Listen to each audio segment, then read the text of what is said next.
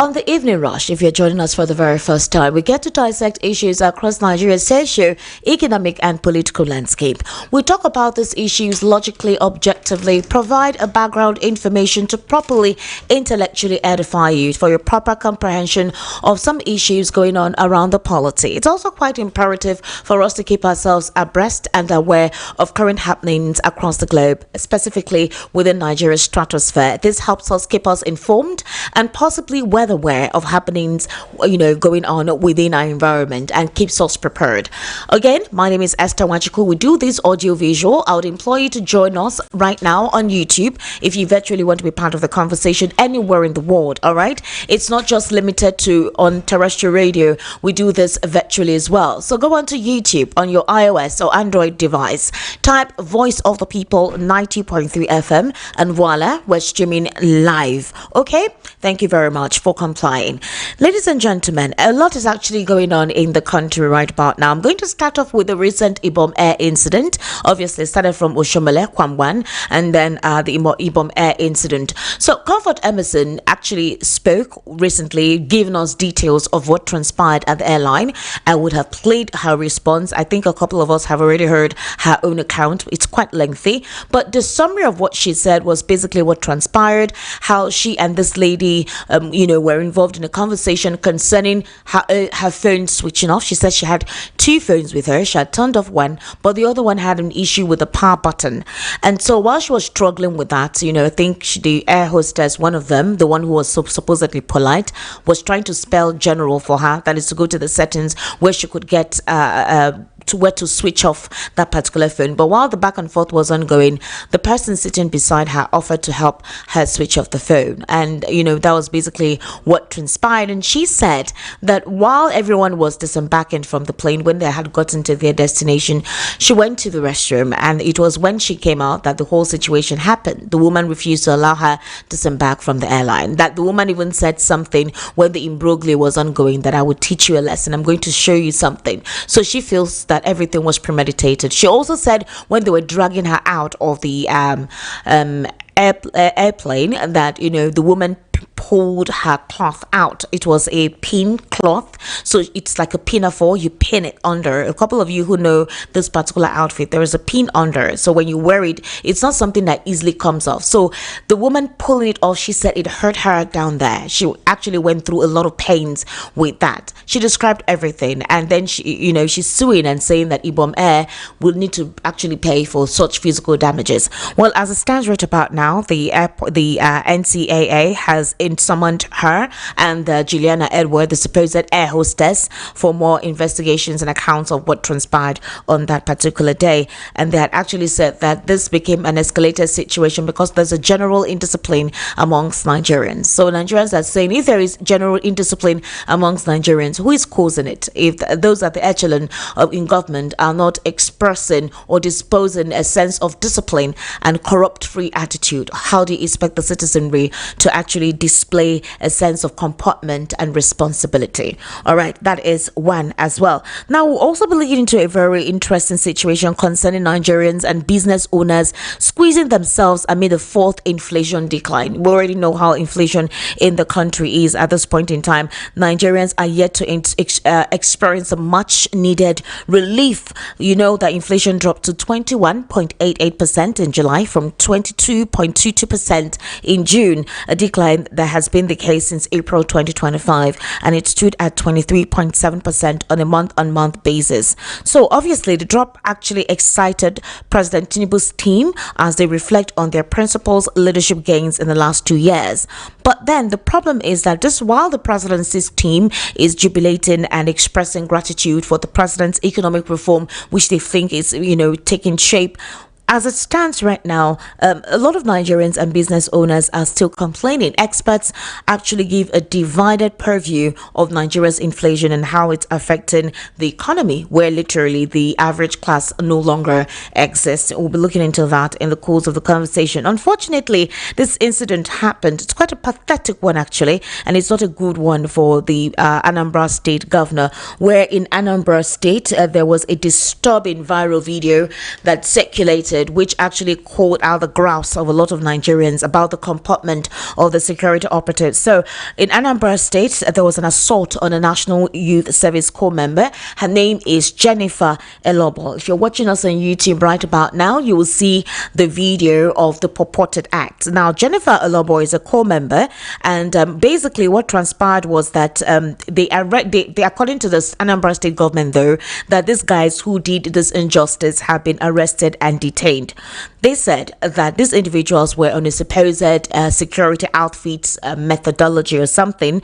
They were on an operation, and in the process of that, they beat this young lady up. They tore her clothes. They left her completely naked. If you watch the video, you will hear her pleading, please, please, please, stop this, stop this. But I don't think that they listened to her. The operatives involved in the assault, however, have been taken away. According to MKI, the incident occurred during a joint security operation when operatives of Agune Chimba, the state security outfit established under the Anambra State Homeland Security Law 2025, pursued suspected cultists into a residential compound. Let's listen to this.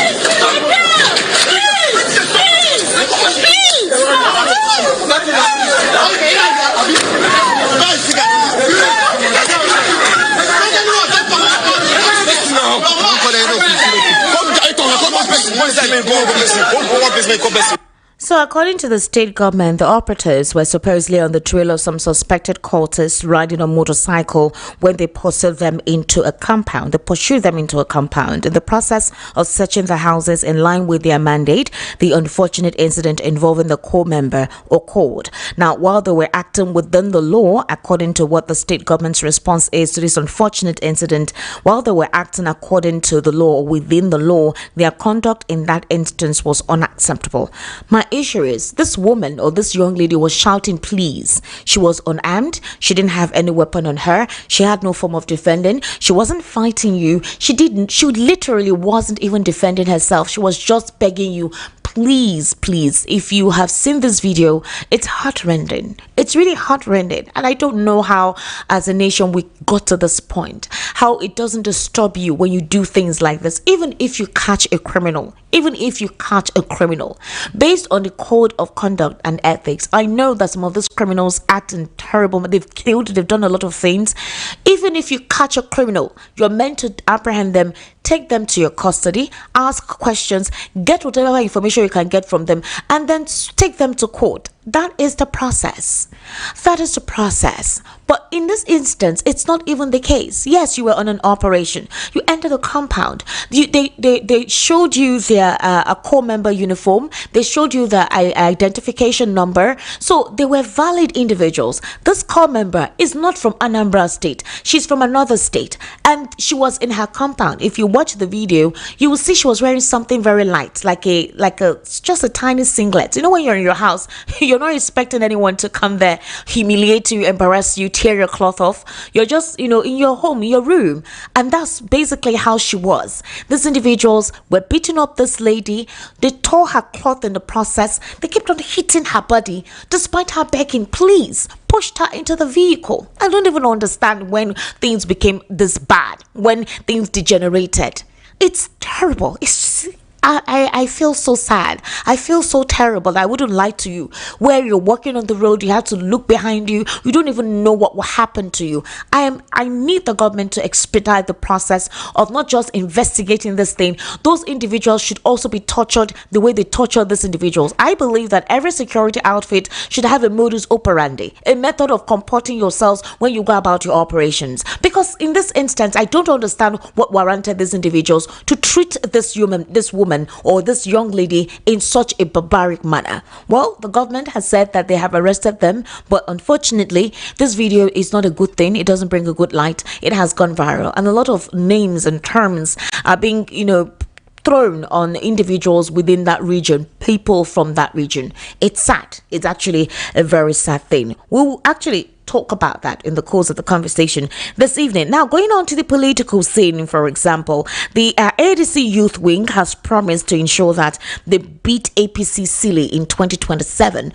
The All Progressives Congress laughed at that reaction because the just concluded by-election is not an indication of the ADC cleaning them off or sweeping them off their feet or possibly wiping off the APC ahead of 2027 with the recent happenings right here. But the youth of the opposition African Democratic Congress are vowing that the party will defeat President Bola Ahmed Tinubu and the All Progressives Congress in the 2027 general elections. They stated that they are ready to match any strategy or measure adopted by the APC to ensure victory for their party. And this statement was made today in Abuja under the aegis of the African Democratic Youth Congress. So here, while that is ongoing, there are talks again as to Nyesom Wike. So there are sources, on print media have a lot of sources in these political groups, and they're in the top echelon within the political groups. So here is what they're actually saying: that Nyesom Wike would prefer Peter Obi to be the flag bearer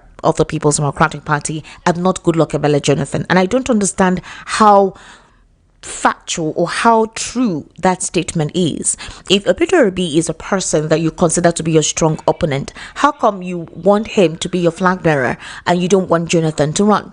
Now, there is a division within the People's Democratic Party. Some sections of the PDP want Jonathan to become the flag bearer, while some other sections actually want a Peter Obi. So, as it stands now, Nyesom Wike is saying that he would prefer a Peter Obi, or rather want Peter Obi against former President Goodluck Ebele Jonathan. And why is that so? Basically, we're going to be talking about it right here on the Evening Rush. Okay. Now, these multiple sources who spoke with Daily Trust, they are experiencing fresh internal divisions as the leaders remain adamant and stating that they are going to field a former president, Goodluck Ebele Jonathan, Peter Obi, or Oyo State Governor Seyi Makinde. That's what they're also saying. They're also reiterating that beyond what is being talked about, the proposition for Jonathan is not within the likelihood of Nyesom Wike. He would prefer a Peter Obi. The question is, why would you prefer a Peter Obi? What exactly do you intend to achieve with that?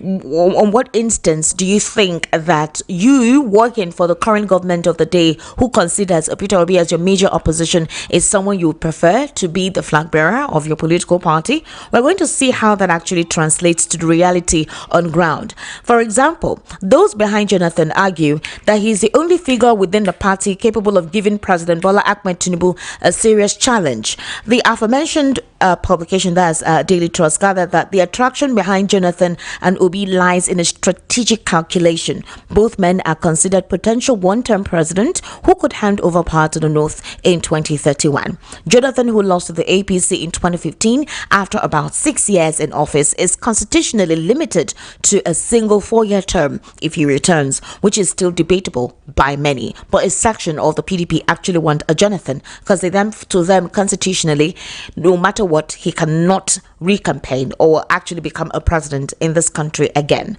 Meanwhile, Obi, who also contested in 2023, based on recent revelations by certain actors who were in the APC, revealing that he supposedly won the 2023 elections, they see him as someone who was a former member and could actually be a good bride, a good candidate, a good presidential flag bearer for the People's Democratic Party. But the pause here is, how is it possible that Nyesom Wike would prefer a Peter Obi than Jonathan? What exactly is the fear? Why would you prefer a Peter Obi to Jonathan, considering that on several occasions you have publicly made a couple of derogatory statements as to what you consider him to be?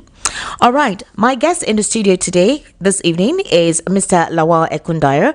He is a social and political analyst. Mr. Lawal, good evening and thank you for joining us today on the Evening Rush. Good evening, everyone. How are you? We give glory to God. Really? Today you will not say better? No. In Nigeria, we always give glory to God. If they greet you, how are you? Say we thank God. That's our. Are you not supposed to thank God? And that's it now. In America, they say, I'm fine, I'm fine. In Nigeria, we say, well, thank God. Okay. All right. And also, joining us via the telephone is Mr. Segun Shokpito. Mr. Segun Shokpito, good evening, and thank you for joining us on the Evening Rush today. Good evening, good evening to your listeners. Thank you very much. All right, Mr. Segun, let me start off with you. I don't know if you saw the viral video, all right, on social media about the security outfit in Anambra State malhandling a young lady. What's your take on that generally, as to how security operatives treat Nigerians whenever they're in their crosshairs?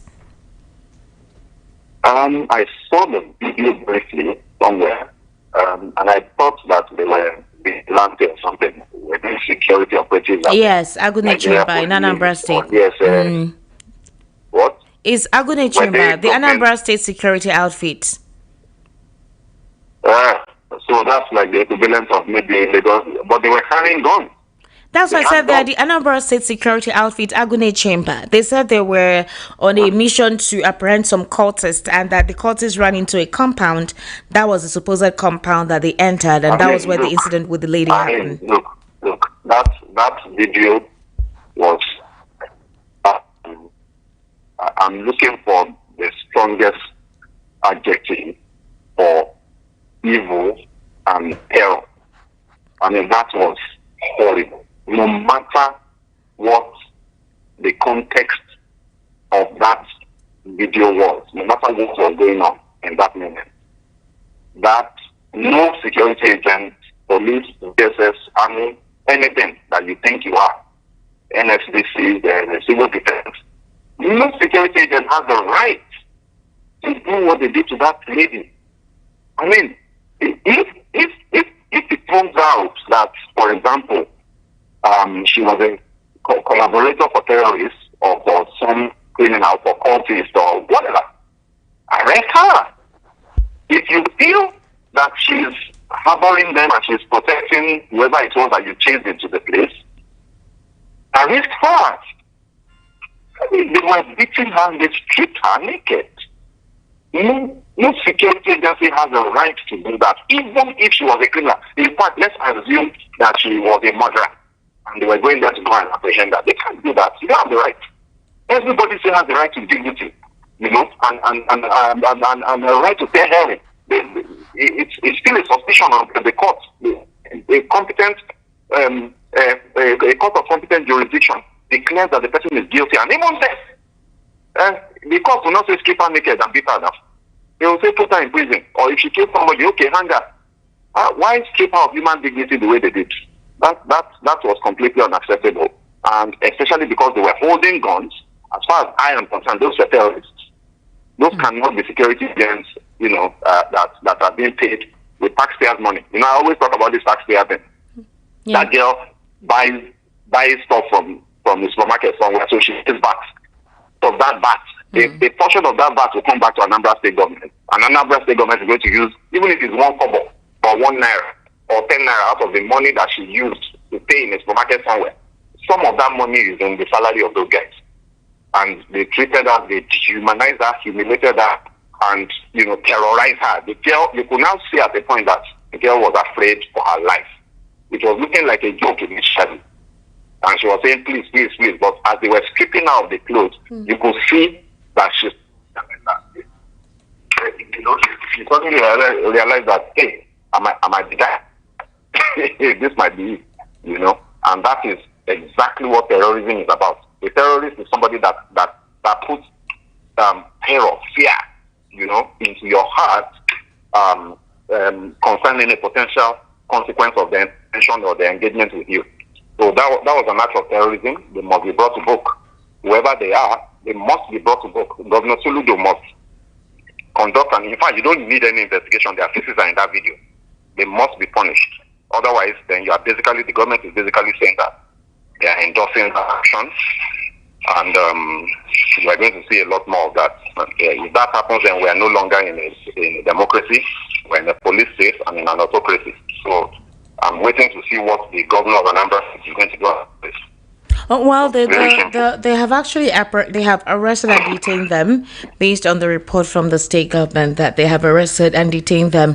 However, there was an That's update good. that the young lady who was abused, that the young lady was Mm-hmm. asked to present herself, but she did not come. There are talks that maybe she was afraid.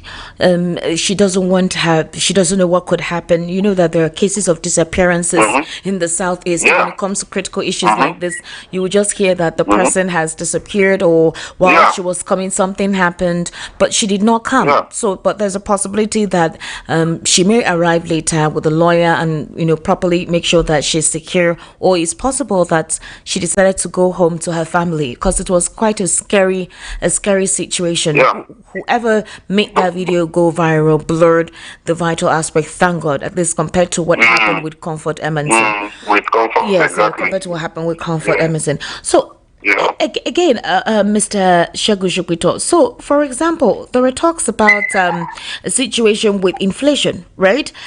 Business owners are squeezing themselves amid the fourth inflation decline. The government is Yeah. telling us that there is a drop in inflation to 21.88% in July, from 22.22% in June.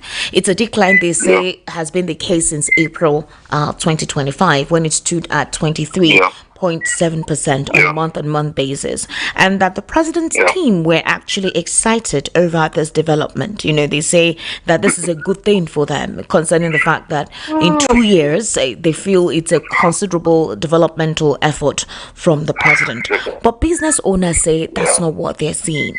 And consumers, that's the average Nigerians, are also saying that it's not reflecting. There's a divided perception and experience on the inflation decline in terms of what is going on real time in the market. What's your take on that? I'm laughing as you are talking because it's all very, if it wasn't so sad and tragic, because we're talking of the lives and lived experience of hundreds of millions. I think I can actually, okay, let's say Nigerians, right? And these guys are celebrating exactly what? I don't understand. Look, is it that the people in government don't know what these numbers actually mean? Because there is nothing to celebrate in those numbers, nothing. And that's why businesses are still, struggling. I watched an interview on Channel TV this morning, and we're talking to man who produces. I asked him the question about this in inflation, and they said, "What's your experience? Do you people discuss this in your meetings in your company? When you see that inflation is coming down, is it a positive development for your company?" It's a relatively big yogurt producing company, and the guy said, "You just chuckled, he laughed a bit, and said, not really. That they don't talk about it. It doesn't really affect them. They don't care about it because inflation numbers coming down has not made anything better or easier for his business. His costs are still terribly high. They are still struggling to make a profit. They're having to come up with different radical strategies to stay afloat. In spite of this celebration, government is celebrating, people are still crying. And the reason is simple. Look, when we say inflation is coming down, there are two things that I'm going to point out here. One, and the most obvious one, that now, the truth, inflation is not 21%, man. We are being lied to officially. This is an official lie by the federal government of Nigeria, and it is a travesty and a shame. Inflation is not 21%. What that 21% is a manipulated for political optics and nothing more. You cannot compute, you cannot claim that you want to measure inflation. What is inflation? Inflation is a calculation of the increase in the prices of goods and services in a country over time. Why do you have to measure it? So that when you see that prices are rising too high or rising at all, that you will now make government policy decisions to curtail, to check those increases and make sure that prices come down. That's what it's meant for. As at December, What's December here? This is August. As of December, inflation was 34%. And even when it was 34%, those of us that are practitioners in that field, financial analysts, economic, no, that inflation was not 34%. The lived reality of Nigeria, the eye test, showed clearly that year-on-year inflation was not 34%. Even when you consider the fact that it's an average of a basket of goods and services, it was not 34%. The reality is that at the time that we were 34%, we're probably around 60%. If you had computed it properly, then magically, inflation dropped from 34% to 24%. Then, that is 1,000 basis points. Are you joking? Are you kidding me? Is somebody, it's ridiculous. It's impossible for inflation rate to drop that radically normally. So what we did is, and when you are now rebasing is very important and very necessary to keep your numbers more reflective of the reality. So the reason people rebase is that you want to take your reference year and make sure it's not too far behind. If you are referencing 2010 prices in 2025, that's 15 years. It's too long because the relevance of the data has reduced due to the sample size and a number of other statistical factors. So you want to make sure that your reference year is never too far behind, maybe 5 years, maybe 8 years, maybe 7 years. Not to be very aggressive, you can say maybe 3 years. But we rebased and changed our reference year to 2024 last year. So we basically eliminated the events of 2023 when prices increased 3 times. We removed that from the equation. We just eliminated it by one policy pronouncement. We eliminated what happened during COVID, when there was also a bump up in prices as a result of supply chain disruptions all over the world. We removed that from the equation. We now tell ourselves that inflation is now 24%. It's a lie. Inflation is not 24%. That's the first thing to note. The second thing to note is that reducing inflation was 24% in January. Now it is 21.8. That does not mean that prices in January have come down. Please, let's get this. So I don't understand why these government people are celebrating. Prices, inflation coming down from 4% to 21% does not mean that prices have come down. What it means is that the rate of increase of prices in January, when it was 24%, has dropped by about 3%. That prices are no longer rising at 24%. They are now rising at 21%. Please, I hope that is clear. So in other words, prices are still rising. Exactly. But it's no longer rising as fast as it was in January. What are we celebrating? We are supposed to be, government policy is supposed to be fighting tooth and nail to bring prices down, not to reduce the rate of increase. It is what we are not supposed to be pursuing disinflation, which is a reduction in the rate of increase in prices. We're supposed to be pursuing deflation, which is a reduction in prices. So, 2 years ago, we know what rice was. We know what bread was. Exactly. Bread is now 1,005. For goodness sake, it was 500 naira in 2023. It is 300% over 2 years. What are they celebrating? So, this this governance by twisting the reality, by gaslighting the population, and repeating a lie often enough that everybody assumes it is the truth, will not get us anywhere. Even those of us that are economic analysts now, when we are talking about inflation in Nigeria, we say it's 21%. We don't have a choice because it is the official number from government, but it is a lie. It is manipulated, it is window dressing. But we can't, what can we do? is the number that is coming from MBS. So when you say what's inflation, we'll start analyzing based on 21% last month. Mr. Shagun Shokweton, you're not the only economic analyst who is saying this. There is belief that the statistics, while the government is believing in statistics, that they're ignoring the reality, and that the NBS report is so disturbing. According to them, they call it a beautiful report, but at the end of the day, there is nothing to write home about it. They also believe that political jobbers who are praising the president that he's doing very well, meanwhile, in reality, those who studied economy see it the other way. And that it is so annoying that, for example, food inflation continues to rise due to insecurity in agrarian areas. Exactly. Exchange rate challenges for imported agricultural inputs. Imported food prices are also maintaining a high rate, while logistic costs, especially energy costs and transportation of agricultural products, constitute a major factor affecting food inflation. So if the statistics is what the president is relying on, and is it possible that no one is giving him the reality on ground? The statistics, the numbers on paper, but no one is giving him the reality on ground. The issue, Esther, the crazy part of all of this is, I wish it was what you just said now. I wish it was a case of, nobody is telling, they are deceiving the president, nobody is telling him the truth, nobody is telling the reality.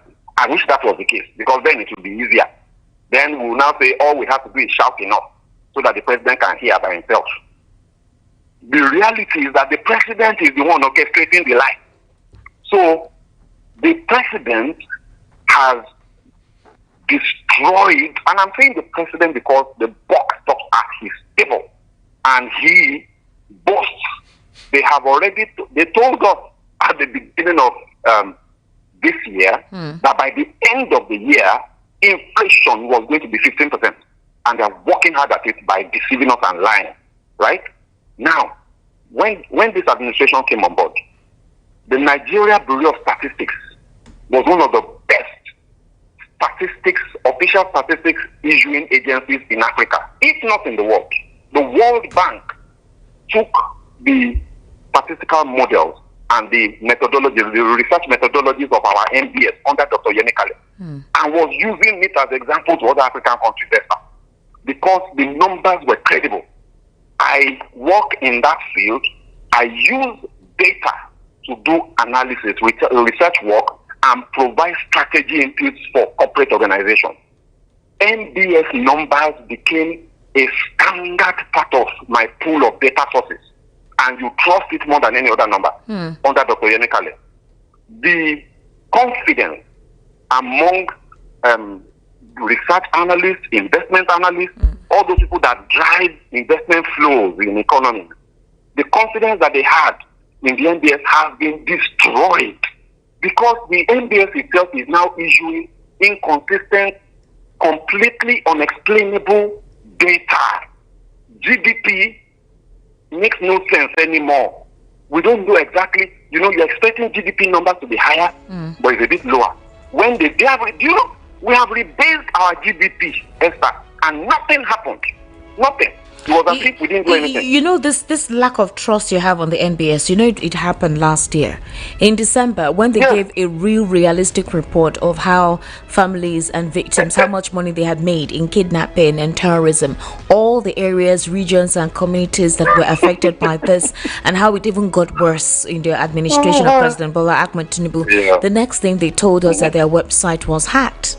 Okay, and later we also heard that the person in charge of the NBS was called for questioning by the DSS then. Yes, so exactly. Obviously, I remember that incident. You remember that incident. So I mean, they gave a detailed report of of the entire insecurity situation in the country for last year. This was in December. I recall vividly. It went viral. There was a pie chart. There was a bar chart. Giving a proper description of all of those things. Absolutely. Very in depth. And then the following day they tell us that we should debunk that information, that their website was hacked. The website was hacked with such a detailed report. Another time they released I think the following this year, I think in January or February thereabout, they released a report on inflation. Maybe the government of the day was not happy with that core report. They called them for questioning and asked them what was their research methodology for that. They now told us that we should discard that information on their website. And since then, they even said that the website was hacked. Yeah, no, that the one of being hacked was in December. Then this year they talked about the fact that they were rebasing or something, that they were improving their method or whatever.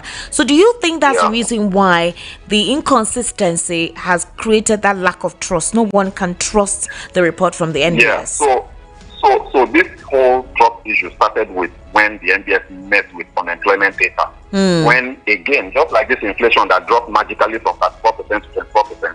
Unemployment in Nigeria that we all know, we all live it, we all feel it, we all have cousins and brothers and sisters and children who are looking for work, who have been looking for work for 5 years, 10 years, and they are all still out there. But suddenly, employment situation in Nigeria became better than France under this NBS. You know, all of a sudden we dropped from 33%. We dropped to 5.4, and as I'm talking to you now, I think it's on 4.1. Unemployment in the UK, in EU, in Germany, in the US is somewhere around between 4.5 and 5%. But in Nigeria, this same our Nigeria that we're all living in, unemployment is better than those places. That was when this thing started, when they met with the methodology, because we were looking for a certain number. That's not how research works. Research is that you study, you conduct surveys and detect reality and report it. Now, what our NBS is now doing is we determine what reality must look like, and then we do a research to back it up. So that's when the NBS started losing credibility. But then the problem is that after that one happened, there was another and another. Now we have about 5 different data points, data sets that any professional analyst does not trust. NBS is gone, is destroyed. We're back to the days of Federal Office of Statistics. I keep saying this. You know, for those of us that are old enough, we lived through in this country where the NBS was still called the Federal Office of Statistics at that time. The Federal Office of Statistics will release GDP figure. It will be different from the GDP number that the CBN released, which will be different from the GDP number that Federal Ministry of Finance will release. Same for unemployment, same for inflation. So nobody paid any attention to government data at that time. I was in the banking industry. We used to use those numbers. So we used to generate our own numbers by ourselves, as most other private sector people used to do. We are headed very quickly back in that direction. And you see that happen. You see this trip that President Tinubu has taken to Japan, and that he's going to Brazil after that, and that he has been to France, he has been to Egypt, there's nowhere this man has not gone to. Those investments will not come if we continue to manipulate data and fake reality because of politics and elections. So that's what this is all about. They want to be able to put in their they want to be able to put in their scorecard for 2027 that by next year you will see. Now you will soon start seeing. In fact, they're already doing it. They call it renewed hope something reform. They're already doing campaigns on TV. So they want to be able to say, as of 2023, inflation was this. In 2 years under President Tinubu, this is what they've been able to achieve. This was GDP. In reference, Mr.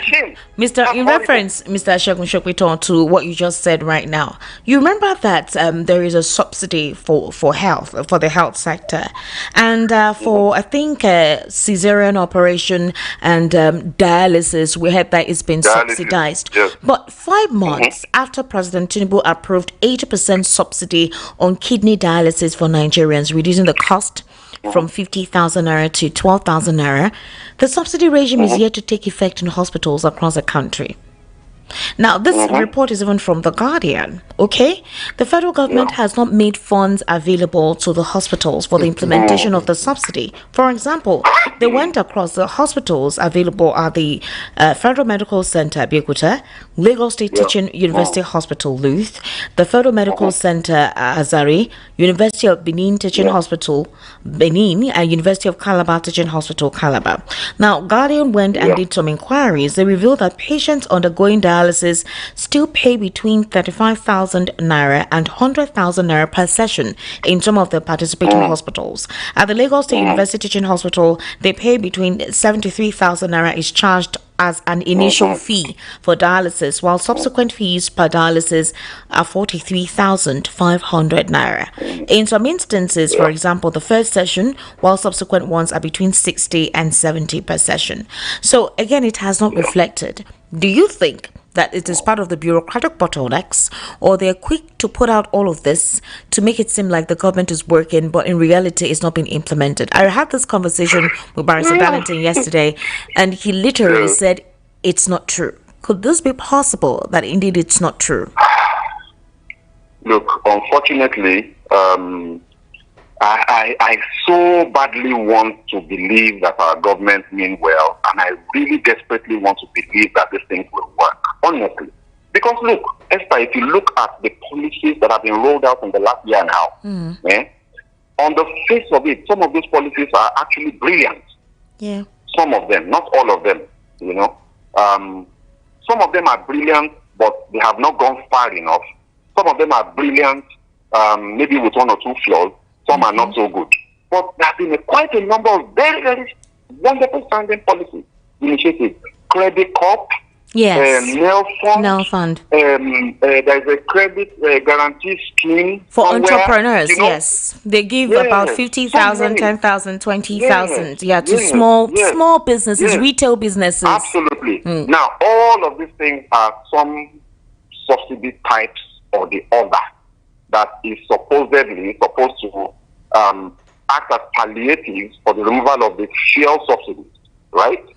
The problem with a lot of these initiatives is, first of all, in terms of the design of those initiatives themselves, there are a lot of flaws, right? So those flaws will ensure, guaranteed that they will not work, guaranteed.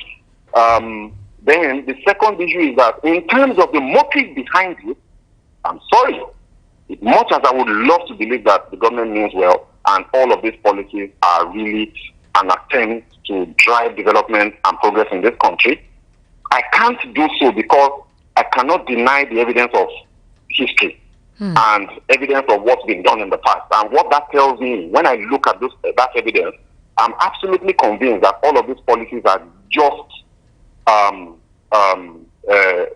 stage-managed success stories for electoral purposes and nothing more. That would be including this dialysis.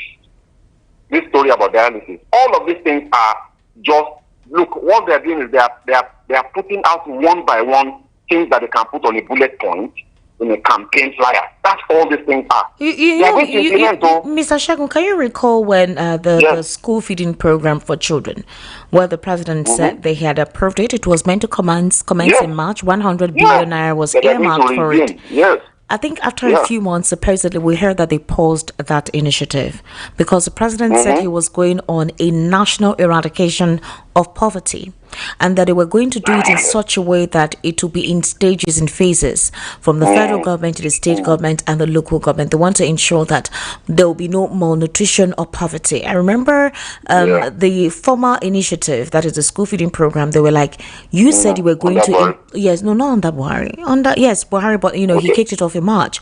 But you said you were going to employ the widows. This would be an opportunity to create employment opportunities, buying the food, outsourcing those who will cook in the schools, the materials. In fact, you will improve farming because some of this produce will definitely be farmed for. Creating business opportunities in different stages. All of a sudden, you paused that. So there were cries as to what will happen to these persons that we have brought in to start off this program. Now you want to do it at the national level. You have not even started it. So, and we're running towards the end of the year. So there's a dichotomy between what is being said, what is being written on paper, and what the reality is. Why is that so? Why is there a problem with transparency and accountability in realizing some of these policies? Esther, you're putting me on the spot, and I don't like it. I don't like it. I'm not putting you on the spot. We just have to have this discussion. The truth of the answer to that question, the truth of it is, it's almost unprofessional to say, right? I'm supposed to just speak to the fact and what is happening and what I think will happen as a result of what is happening. And if I just skip what I think to that, I would say these things will not work. We are not going to see any significant progress or development on any of the human development indicators, which is what we are supposed to be tracking, by the way, rather than tracking bridges and roads and train and rail networks that we will never see, and super highways that is extremely unlikely will see the light of day. We're supposed to be tracking human development indicators, However, the problem is this.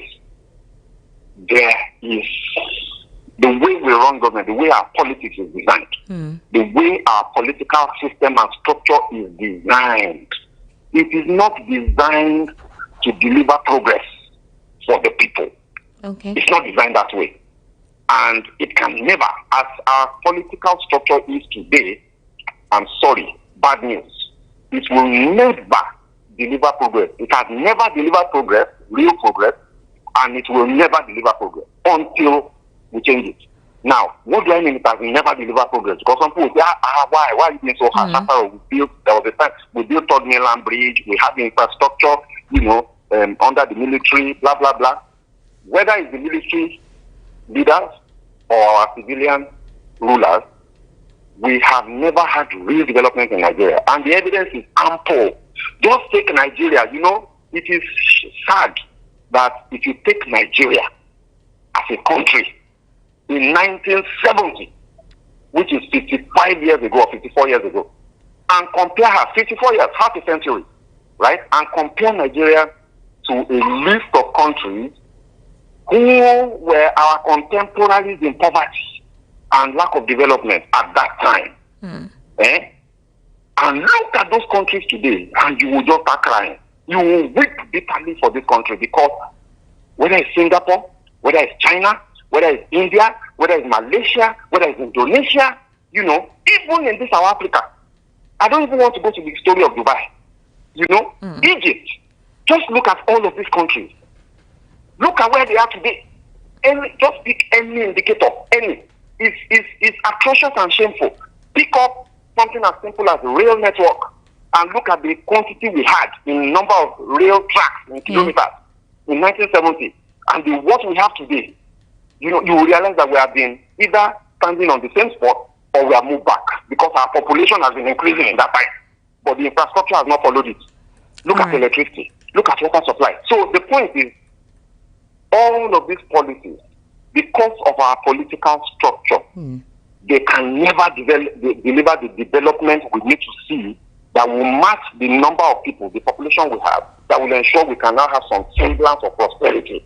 The politicians are only interested in 2027 and the next election after that, and they will only do just enough. This is the point this is where I'm driving to. They will only do just enough to be able to base their campaigns on a semblance of truth and reality. So all of these policies and all of these programs, Nelson, Credit Corp, blah, blah, blah, the only reason they are doing these things is because they must do something that they can campaign about in 2027. But they are not doing those things with the level of sincerity, honesty, determination, effort that will deliver progress to Nigerian people. They know that these things cannot deliver progress. They know the things they're supposed to do. Any president that wants to change this country, man, the first thing that they must do is to fix our political structure. Forget all this subsidy removal. We're pursuing a GDP of 7%, and Nigeria must be 1 trillion. All those things are rubbish. They will never deliver progress. What we need to do first is to bring about a country where your elections will determine who rules. Until that happens, politicians will never pursue development, because they know that there's nothing the people can do to them. So the person that's going to take this country will have to come and deliver a political structure to us out of sacrifice. That person will have to make a sacrifice, because when he finishes delivering that structure, the likelihood is that he himself will go. So nobody, not the current president. We have a long way to go. None of them are ready. We have a long way to go, Mr. Shogun. So it's very sad, because the truth of the matter is that there is none of these politicians that are parading around today that will do this thing I'm talking about. Now, in respect to development, in respect to development across board and the 2027 elections, we've heard different talks from Atiku, Rufai, Tambuwal, Peter Obi, Amici. Earlier today, we saw videos and pictures of Rufai and Tambuwal meeting. Rufai is insisting that Tinubu must not get there in 2027, and as you know, he's been saying quite a lot. For now, we don't know where he is precisely. He's still with the SDP, but also part of the coalition. Peter Obi is part of the coalition, but not yet a member. We're hearing talks that some Wike sources from the PDP. Some sources are saying that there are internal disputes. Some section of the PDP wants Jonathan to come back. Another section actually wants Peter Obi. We're hearing that Wike would prefer Peter Obi as their flag bearer other than Jonathan. We don't know why, because if you consider the Peter Obi your major opponent, and with all of the derogatory comments you've made against him by saying that in 2023 you knew who had the potential to win, and you knew that Peter Obi did not have the potential, and that's why you backed Tinubu up, and now you're working for him definitely, and there are talks that you intend to deliver the FCT for him in 2027, also Rivers State. Now, for the Southeast, a couple of people want to bargain with the release of Nnamdi Kanu. For example, the Isuguzuru faction of Ohaneze Indibo, that's the Isuguzuru faction, it's not the official faction. They are actually advising Peter Obi not to run against Tinubu. They feel he should shelve his ambition and work along with Tinubu for the release of Nnamdi Kanu. There are also talks that the president ordered Justice Omotosho for the release of Nnamdi Kanu. However, we've not seen any specific place where the president ordered it. He has said that due process comments. Meanwhile, other groups are asking the president to release Nnamdi Kanu, that there is no basis for his continued detention. However, do you think that just because this set of persons want the release of Nnamdi Kanu, that they would trade their loyalty or their freedom or their independence and show allegiance to the president ahead of 2027? Do you see this as a political gimmick to gain an upper hand to elicit votes from the Southeast in 2027? Remember, Dave Umahi came out to say that the president will get votes from the Southeast. Dan Obala has come out to say that the Southeast will develop more votes for President Bola Ahmed Tinubu than even Peter Obi, whom they think his home state doesn't prefer him because of the imbroglio between he and Chukwuma Soludo. What's your take on that? Let me answer that last one first. The test of that thing is very simple. Let Peter Obi, let anybody that is saying that Anambra State, because of Peter Obi and Soludo's quarrel and so on, that therefore Peter Obi has lost popularity in Anambra State, or that he will not get as many votes. Let anybody that is saying so just organize any event. Make sure it's an official government event, that the Governor Soludo must come. Then let them invite Peter Obi there. That's their test. It's very simple. But the recent by-elections, we saw what happened in the recent by-elections. No, forget that one. Forget that. Please, let's not talk about elections. I beg you. Don't get me going. Let's not talk about elections. We don't have elections in Nigeria. And we all know it. We all know that is the truth. So we are just all deceiving ourselves. Look, Peter Obi, Soludo, the reality is in the hearts of Nigerian people. And you can hear and see that reality on a daily basis. Okay. It can't be faked. Right? So let's just drop that one there. Whoever is talking about Peter Obi and Soludo is just living in denial. But of course they know what they're doing, because they know that they will win the election. If they're telling you now in 2025 that President Tinubu will get more votes in the Southeast in 2027, they mean it. And that's exactly what's going to happen. Oh, really? But they have to lay the background. Yes, that's exactly what will happen. That is exactly what will happen. He will get more votes. But I'm not saying that more people will vote for him. There are two different things. Do you get me? There are two different things. Okay. President Tinubu can get more votes from the Southeast in 2027. It doesn't mean that more people voted for him. Oh. But he can get more votes. Okay, I understand what you're saying now. So they can say all these things now because they must lay the groundwork. Rigging is a very, very technical. It's very technical. It's not, you don't just rig anyhow. In order for you to rig, you must plan it 2 years, 3 years ahead. And you must lay the foundation for the credibility of your rigging. And that's what they're doing now. They're just laying the foundation for the rigging that is coming in 2027. So, when they say they want Jonathan to run, no, they don't want Jonathan. No, Peter will be, imagine a Wike, minister, in a PDP minister in an APC government who is fighting PDP in different, including in his own state, where he is both APC and PDP in his state. He's now saying that Peter Obi should come and run under the umbrella of the PDP. Whose interest do you think he's serving? How does that make any sense? The Exactly. man, his boss is Tinubu. So anything that comes out of his mouth, do the opposite. In fact, don't even do the opposite. Run as far away from it as possible. Don't do it. Don't do the opposite. Just go and do your own thing, because it is clearly a booby trap. So whatever Wike is saying, is just a part of the political schemes. We don't know. You know, politicians are very devious. Yeah, so very we have devious. absolutely no clue where he is going with that. Anybody that says they understand what he's saying, they are deceiving themselves. The only person that understands what he's saying is himself and his boss, President Bola Ahmed Tinubu. Because they are planning. You know, these politicians, especially Tinubu planned 2023 from 2003. He didn't just start in 2020 or 2021. And I know exactly what I'm saying. I'm not just talking blah, blah, blah, blah. I'm saying this categorically because I heard him talk about it then. So anybody that thinks that when he said the Milocon, it just happened, or circumstances just moved him, and he has been planning this for 20 years. Wow. So you think that whatever Wike is talking about today, you think he's just talking blah, blah, blah. No, it's a part of a grand scheme and design to deliver a credible looking outcome in 2027. And that's why I always say, and people keep fighting everywhere, say, if Peter Obi is serious about becoming president, because he sincerely wants to change Nigeria, he has to do the exact opposite of what the entire political establishment is saying that he should do now. He must do the exact opposite. Right now, the political establishment is saying coalition. He should run. I'm telling you, if he's genuinely sincere about wanting to change this country, not that he just wants to become president, then coalition, he must run.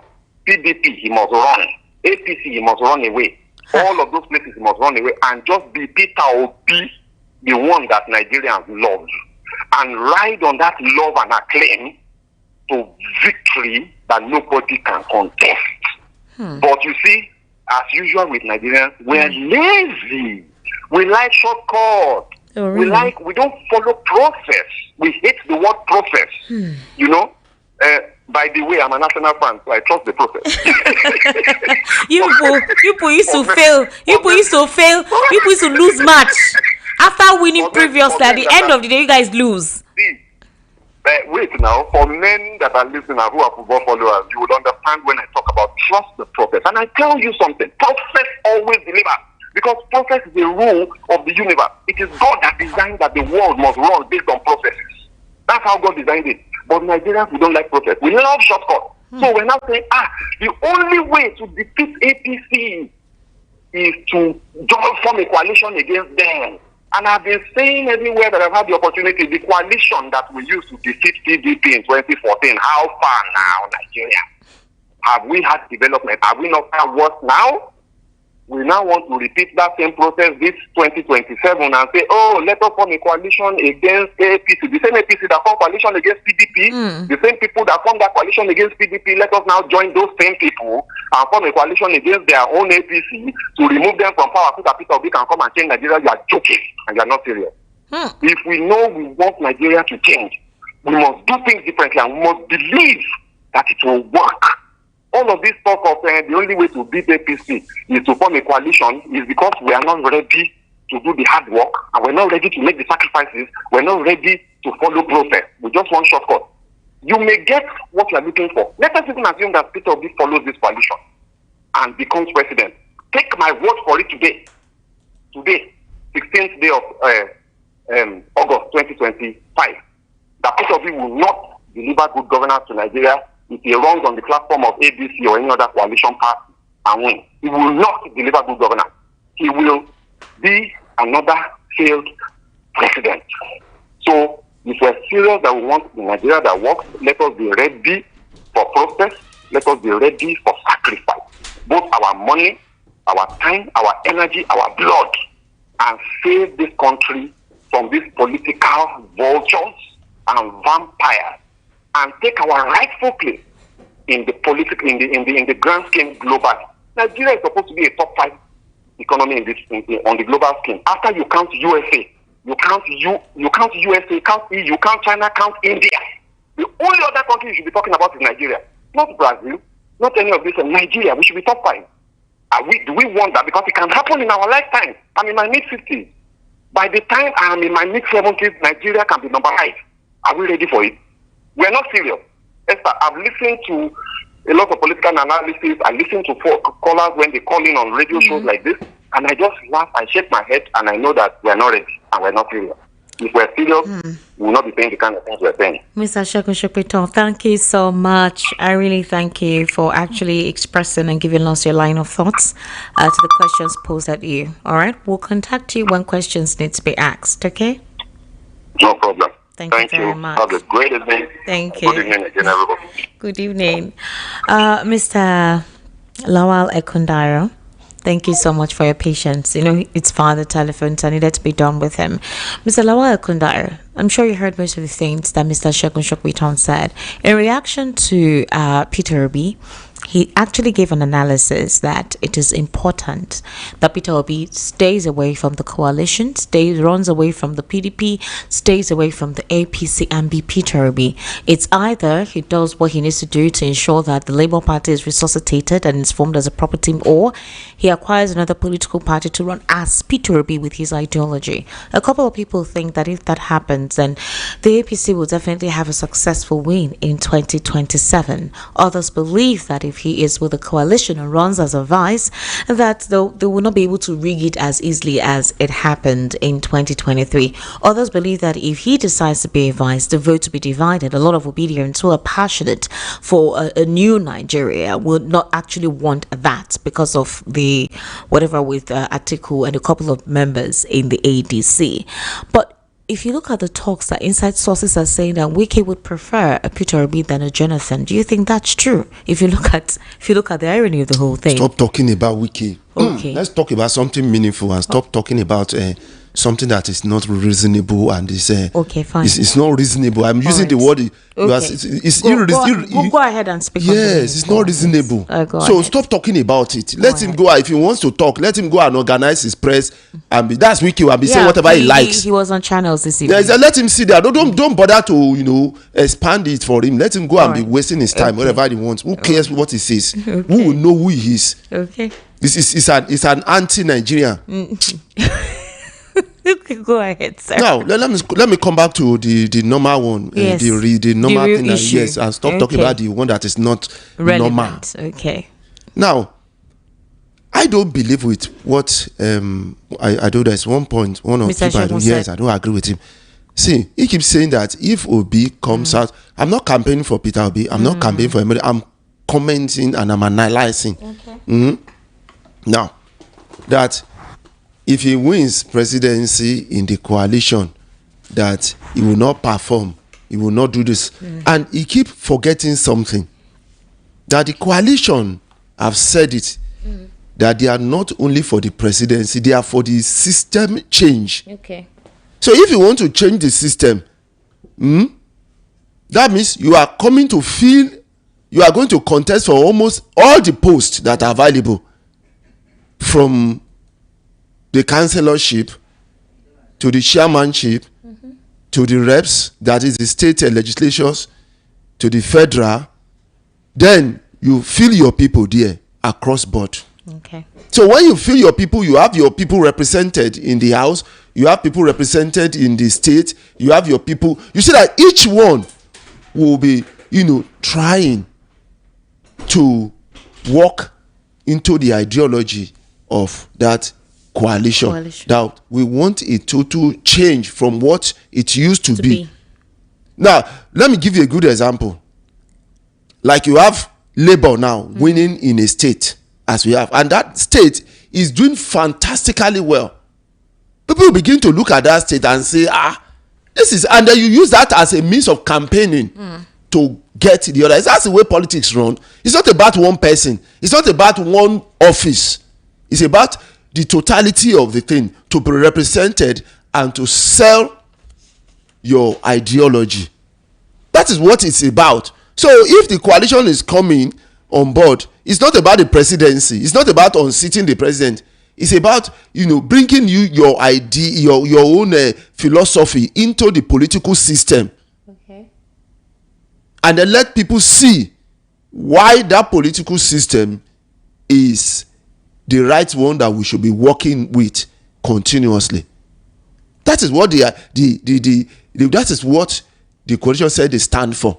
So we should stop saying that if Obi win in the coalition, he's not going to be president, and every other person will not be maybe APC, and every other place will not be maybe PDP. No, he's going to have people who believe in his idea. That's why it's people are coming in.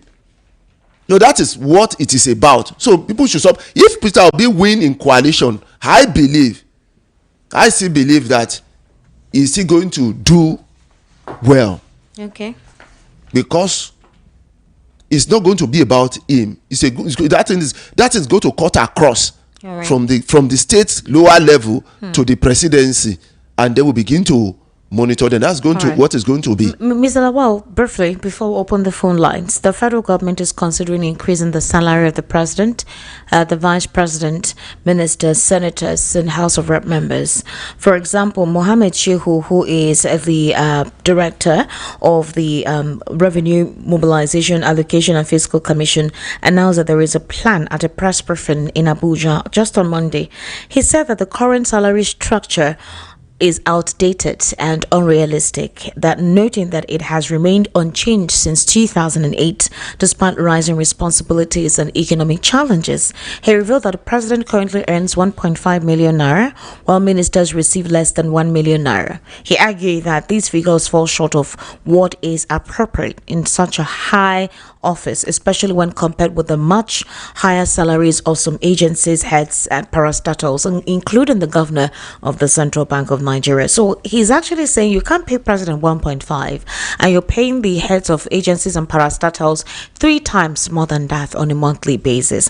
So the NLC came out to say, why would you be making such a proposal? It's so insensitive at this time when Nigerians are literally grappling to survive. Even the salary wages that's for labor, it's barely being implemented across all the 36 states, and now you're proposing salary increment. And they said they're not responsible for the salary increment of civil servants. That's not their business. It has nothing to do with their purview. But it's important that they implement this upgrade.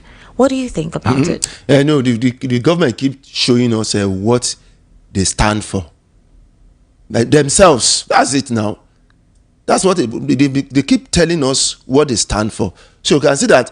Thank God they are coming to say all these things at this time before 2027 election, even before 2026.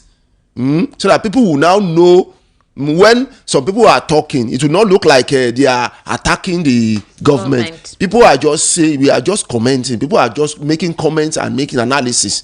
See, where people are saying that the governance is too expensive, instead of you to begin to see how you can, step down what they are already collecting, that is over, if it's too much, is outrageous. You are thinking of increasing another one. You can see what the government stands for. So Nigerians can listen to themselves. Where we know that when this administration came on board, they increased the money of all the political officers. Do you remember that? They increased within I think a month or 2 months when they came into office, they increased their salaries up. All the political office holders got increment in salaries. And somebody is telling us now that it's low, it's too small. Where the NS is asking for how much?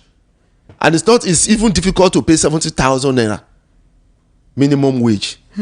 So instead of saying, okay, let's scale down this too expensive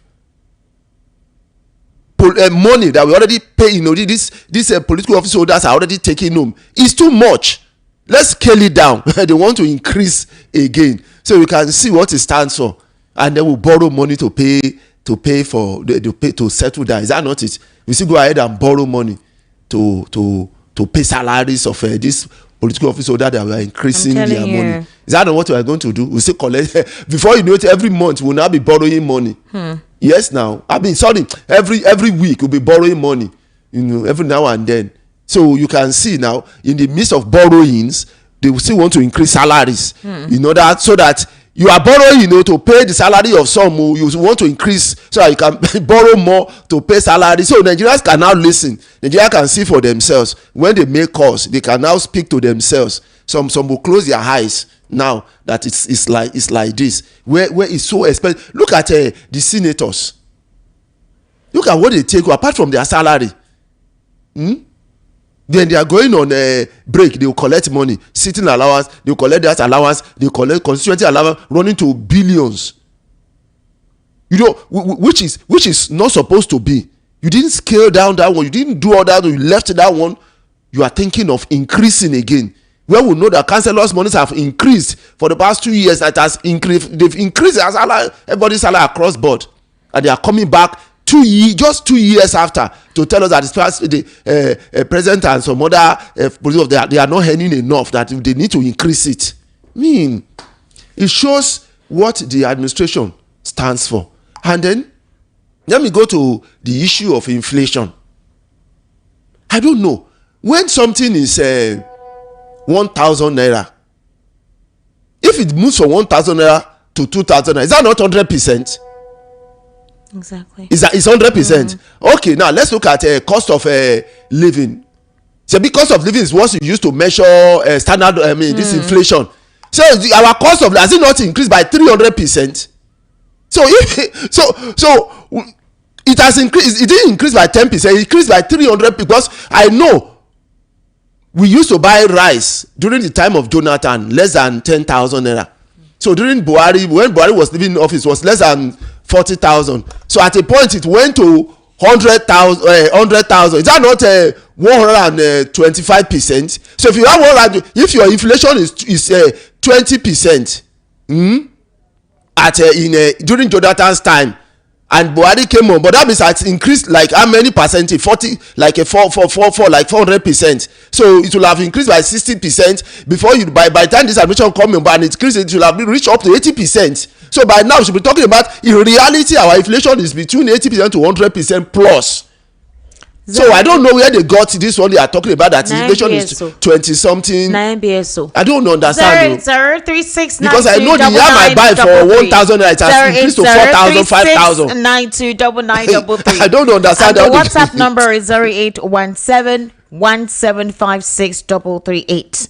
Hello, good evening. How are you? Hello, good evening. Good evening, sir. What's your name, please? Good evening, ma. I can hear you, sir. What's your name? Good evening. Finally, thank God. My name is Peter. Peter, please, sir, go ahead. Where are you calling us from? I'm calling from Alabama. All right, please go ahead, sir. Please, ma, please, I want you to help me. Just please. I want to certify for PPN. I've chosen the local government, but please, I don't know the place where to go and register. I don't know the office. Are you talking of online or physical? No. I do have address phone. That's it. You don't have any CBT center, computer center that you can go to register? No, ma, I do have. I'm using small phone, so I'm picking up way to their office. I do have. No. For the one of physical hasn't commenced yet. INEC said that by next week, check by next week.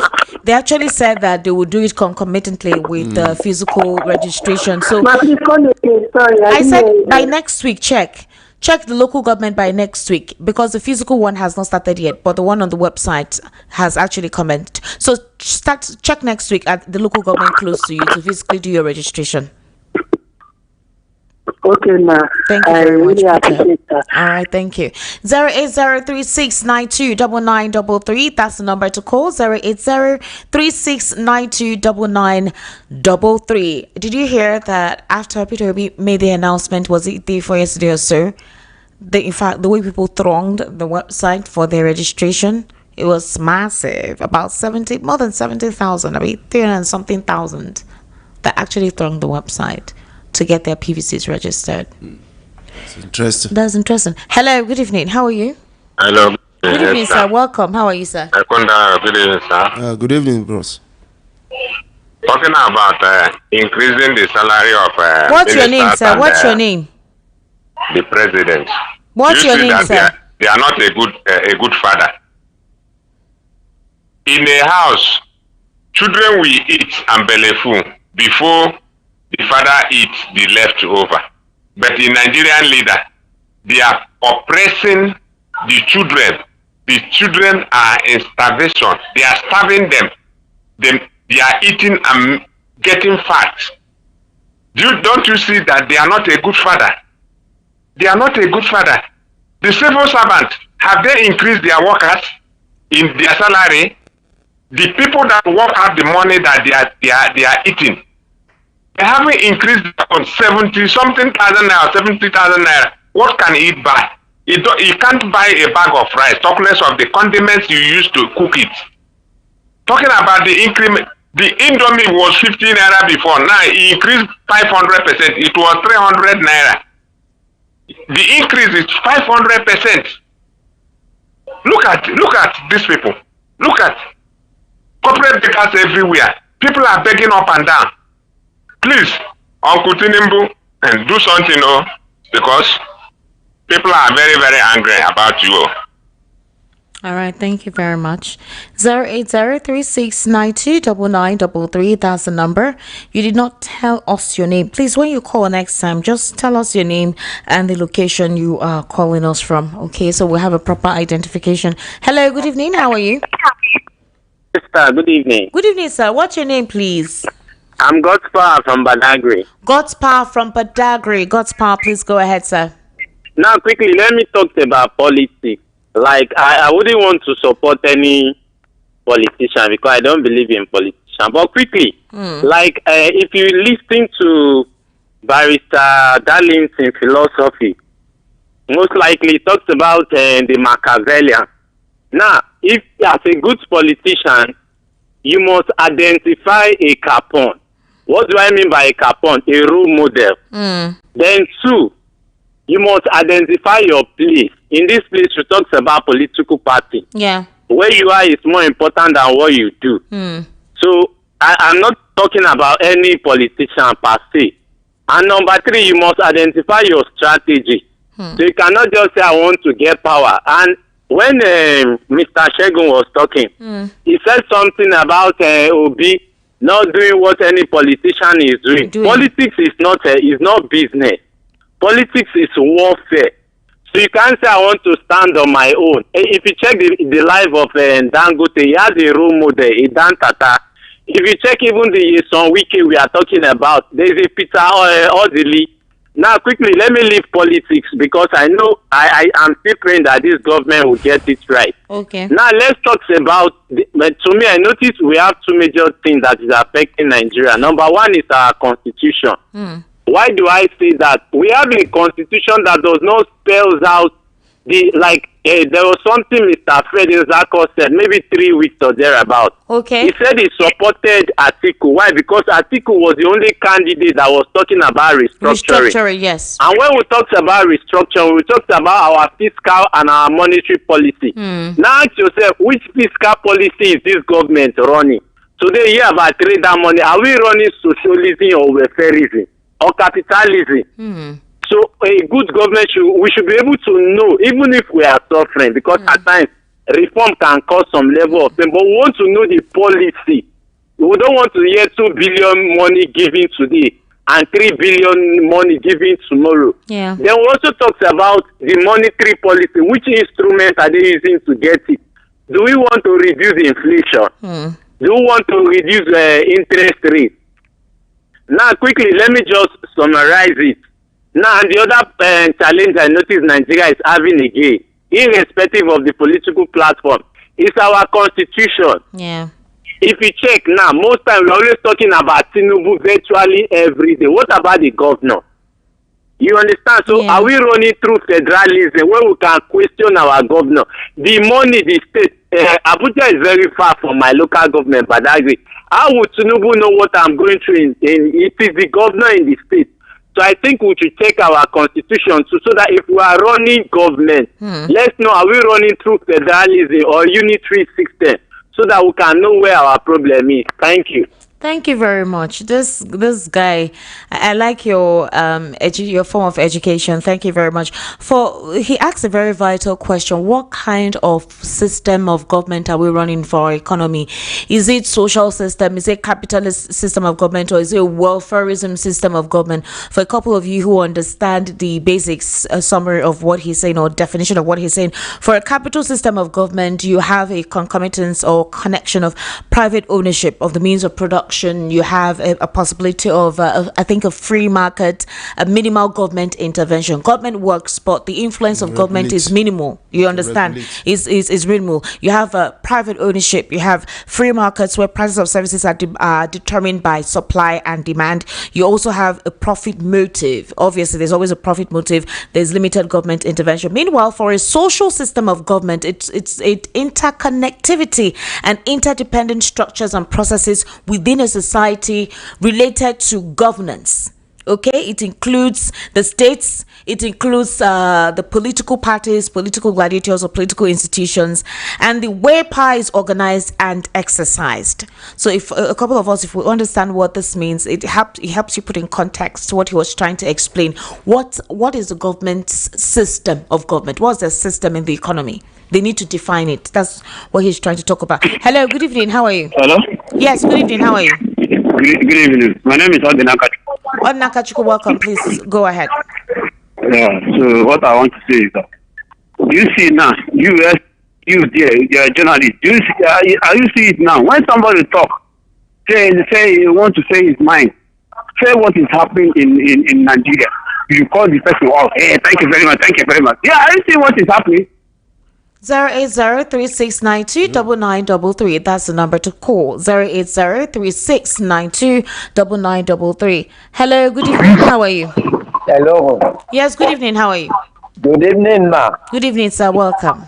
Greetings to your man. Thank you very much. Good evening. This is the truth.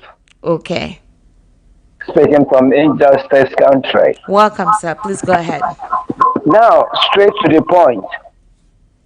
Number one, concerning the increase of those who want to increase their money. NLC, the Nigerian Labour Congress, it served them right. When Tinubu lured them to Abuja, they were saying, on your mandate, he shall stand. On your mandate, he shall stand. They were praising him when he increased his salary to 70,000. He served them right. Now, those who are increasing their salary, what of the allowances, the free cars, the new jet, the yacht, or what do they call it? Yes. The new cars, free housing, free electricity, free everything free. They don't touch their salary and they want to increase it. God will judge them. Bye-bye. All right, thank you, Mr. Truth. 08036929933. That's the number to call. Okay. Hello, good evening. How are you? Hello. Good evening, sir. Good evening, sir. What's your name, please? My name is Romeo. Romeo. Yeah. How is Juliet? Juliet is doing well. All right. I greet Mr. Kunda there. Okay. Good evening. I want to correct one thing. I heard when you said during the 2014, our bag of rice was at least 10,000. I am telling you that 2014, I bought 5 bags of rice for 32,500. Wow. And I waited it back to my Imo State with 500. But today, even last year, the one I bought, I waited that back to my state with 7,000. I bought rice here for 85,000. 6,500 2014 and almost 100,000 now. What are we saying? And they are planning to increase their own salary, forgetting that there are people who wanted 70,000 and they refused. We knew how these people battled and before they said 70, before they did for 70,000. I am telling you, the only remedy for this nation is they to do electoral reform if they really want this country to move forward, the CGS, Chief Justice of this Nigeria, Chief Justice of Nigeria, should not be appointed by the president. That is number one. Secondly, the INEC chairman should not be appointed by the president. If I am the president today and I appoint you extra as the INEC chairman, will you not support me? Definitely you will support me. Nigerians supposed to come out. This is our time to come out. We are ready for these people. We are actually ready for them. Whatever, anyhow they want it, we will give it back to them. If they want us to die, we will die. If they want us to survive, we will survive. 2027 is our mandate. And surely they will leave this country for us. Thank you very much. All right, thank you for calling. 08036929933 and the WhatsApp number is 0817175638. Hello, good evening. How are you? Good evening to you, my sister. Good evening, sir. Welcome. This is Peter Joe calling from Satellite Town. All right, Mr. Peter Joe, please go ahead. Anyway, what I wanted to contribute is I just want to, thank you guys, you and Mr. Isaiah Akindoya and Mr. Shopiton. Yes, you guys are doing a very nice job. Thank you. So people turn first time caller. Okay. Thank you very much, Mr. Peter. Well done. Let me ring a bell for you. Thank you very much. Thank you very much. Well done. All right. Okay, 08036929933. 08036929933. Hello, good evening. How are you? Hello. Hello, good evening. Hello. I can hear you. Good evening. Are you hearing me? Yes, Koboko man. I can hear you. Koboko, I get you. You're welcome. I was going to give us a video that they don't want to allow her to go down. She was putting her wig down. Before they show us when Comfort was last day hosted, she was assaulted and she reacted. What they did to that girl, it is inhuman. She should move on. Are you hearing me, sir? Yeah. You say the Comfort is the first person that maybe is Comfort one. I'm telling you, Nigerian government go leave her for prison. All this shenanigans that is happening is because of saying Akwa one own. That's why they leave Comfort. But I'm very, very liable for Comfort. Concerning the security in Anambra, now so they shoot one guy where they say scrabble, where show them their ID card, show everything. They do shoot her for leg. What they did to that guy with the naked in Anambra is a cannibalistic and a cake act that's supposed to be condemned. So I want to salute those to also naked those security people and show us. I'm very, very credible here. Now, so what is happening in Okigwe now? I condemn army killing. But what is happening in the southeast now is unfortunate. This is what was of them cause. This is what was of them cause. And Soludo is following suit. That is using Obi and the uncle. They break evil you to like. Are you hearing me? Yes, I will listen, sir. I'm very, very annoyed. Sorry. I'm very, very, very annoyed. It is very unfortunate. What is happening in Igbo life is a technical and technical program. POGROM, ethnic cleansing. Many of us are no longer not talking about it. They will tell us that they will do something. So they just say he will do something about the security that is naked here. Today you may not hear it again. In conclusion, anybody that tell you say that inflation is stable, APC is number one on earth propaganda. We are now picking monkey tail sachet to sell a kilo 300 naira. Nigerians are picking sachet at 4 a.m. Macobolo bread I bought 900 naira 2 years ago in 2001. Equal half 1.5 liter. Half 900 from 150. All right, Kobokoman, thank you. Thank you very much, Kobokoman. I sincerely do appreciate you calling. Hello.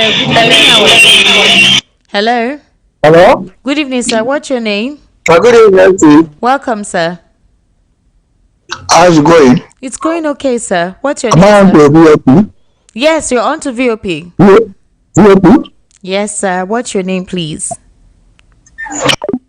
All right, 08036929933. That's the number to call. The WhatsApp number is 0817-1756-338. Hello, good evening. What's your name, please? Good evening, Esther Wachuku. Good evening, sir. Welcome. Yeah, What's your name? Bartex calling. Bartex, long time. Yeah, how are you? I am fine, sir. Long Welcome. time. Yeah. Go ahead. Esther, you see these people, they want to increase their salaries. Yeah. These kind of people. When Yaradua is allowed, Yaradua said that he's going to cut down his salary. For you to know a good leader, this man said that inflation is coming down in Nigeria, this and that. Esther, I bought 2 tubers of yam for 16,000 naira. That was last week. 16,000 naira for 2 tubers of yam. Esther, Nigerians, you people have already seen what is going on. They said that they would collect all the whole vote in Southeast in 2027.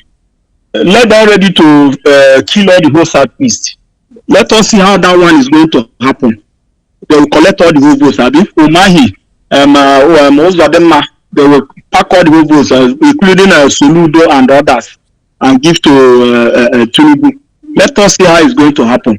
Let them ready for 2027. Nigeria, we are prepared for them 2027. And someone called that I said that why are we not asking our governors question that the allocation that they are giving to them, what are they using? Which governor are you going to? Can you hear them? If you do too much, they will impose on one allegation on your head and they will terminate the person. Esther, we are not practicing democracy in this country. I don't know. People are dying. People are dying for hardship, dying for hunger. In a day like this, if I sit down on my shop, I know how many people that will come and meet me. Oga, please, this one, Oga, please, this one, Oga. Is that how it is before? The answer is no. It's terrible. Esther, have a nice good night. Good night. Thank you so much, Bartex, for calling.